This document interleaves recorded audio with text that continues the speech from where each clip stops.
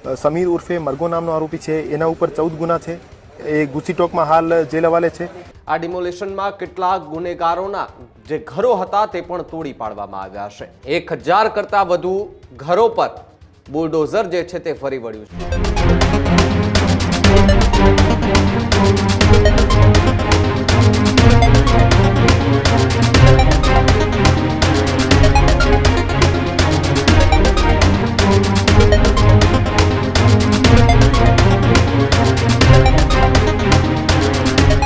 સમાચારોમાં આગળ વાત રાજકોટની કરીએ તો રાજકોટના જંગલેશ્વરમાં ડિમોલેશન જે છે તે થઈ રહ્યું છે। સતત બીજા દિવસે પણ ડિમોલેશન યથાવત જોવા મળી રહ્યું છે। અત્યાર સુધીમાં લગભગ 1306 જેટલા મકાનો પર બુલડોઝર ફેરવી દેવામાં આવ્યું છે। આ ડિમોલેશનમાં કેટલાક ગુનેગારોના જે ઘરો હતા તે પણ તોડી પાડવામાં આવ્યા છે। ગંભીર ગુનાના આરોપીઓના ઘરો પર બુલડોઝર ફેરવી દેવામાં આવ્યું છે। 11 હિસ્ટ્રી સીટરોના 8 મકાન, 97 ઓરડી અને 3 જેટલી દુકાનો હતી તે પણ તોડી પાડવામાં આવી છે। તો બીજી તરફ ડીસીપી ક્રાઇમ જગદીશ બાંગરવા જે છે એમનું સૌથી મોટું નિવેદન ડિમોલેશનને લઈને સામે આવ્યું। એક મહિલા ગુનેગાર પર 19 જેટલા ગુના હતા। એ મહિલા આરોપીના તમામ ગેરકાયદેસર ઘરો તોડી પાડવામાં આવ્યા। અન્ય કેટલા એવા આરોપીઓ હતા કે જેમના પર 10 થી વધારે ગુનાઓ જે છે તે નોંધાયેલા હતા। એ ડ્રગ્સ ને બધું વેચતા, ગાંજો વેચતા, બધી જ પ્રકારની પ્રવૃત્તિ સાથે સંકળાયેલા જે આરોપીઓ હતા તેઓના ઘર, ઓરડી, દુકાનો, કબજા કરાયેલી જે વસ્તુ હતી તેના પર બુલડોઝર ફેરવી દેવામાં આવ્યું છે। પહેલા પણ નોટિસો જે છે તે આપવામાં આવી હતી।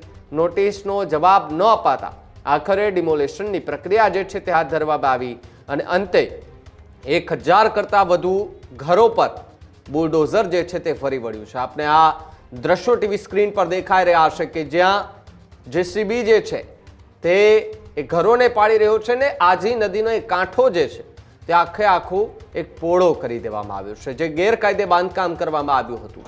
જંગલેશ્વર વિસ્તારમાં ઘણા લાંબા સમયથી ડિમોલેશનને લઈને ચર્ચાઓ ચાલતી હતી ને આખરે આ ડિમોલેશન થઈ ચૂક્યું છે। ત્યારે કેટલાક હિસ્ટ્રી સીટરો હતા તેમના પણ ઘરો જે છે તે તોડી પાડવામાં આવ્યા છે। તે પ્રકારની વિગતો હાલ રાજકોટથી સામે આવી રહી છે। જંગલેશ્વર વિસ્તારમાં ડિમોલિશનનો આજે બીજો દિવસ છે। એમાં જંગલેશ્વર વિસ્તારમાં જે ડિમોલિશનની કાર્યવાહી હાથ ધરવામાં આવેલ છે એમાં ઘણા બધા ગુનેગારોના મકાનો પણ હતા। એ ગુનેગારોના મકાનો અને ઓરડીઓ પણ તોડી પાડવામાં આવેલ છે।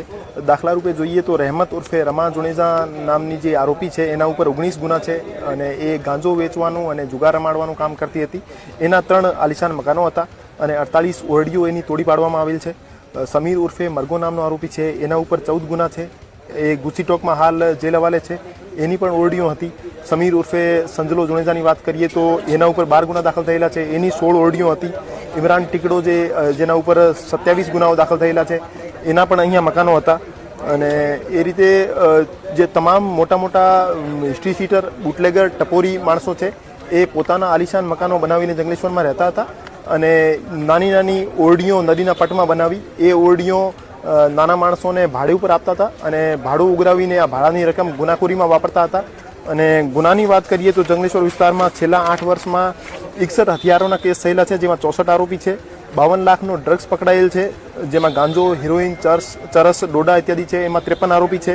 8 વર્ષમાં ભક્તિનગરમાં 187 પાસા થયેલી છે, જેમાંની 58 ફક્ત અને ફક્ત ભક્તિનગરના જંગલેશ્વર વિસ્તારમાંથી થયેલી છે। તો એ રીતે કહી શકાય કે આ જે ડિમોલિશન થયો છે એનાથી ગુનેગારોની પણ કમર તૂટી છે અને એના જે ઇલીગલ એક્ટિવિટીઝમાં ઇન્કમ હતી ઓરડીઓથી એ પણ બંધ થઈ ગઈ છે। એનાથી ગુનેગારી ઉપર અંકુશ લગાવવામાં પોલીસને, પ્રશાસનને મદદરૂપ થશે અને હાલ શાંતિપૂર્ણ રીતે જંગલેશ્વરમાં જે ડિમોલિશન છે એની પ્રક્રિયા ચાલી રહી છે અને સાંજ સુધી મોટાભાગના ડિમોલિશન કરી દેવામાં આવશે।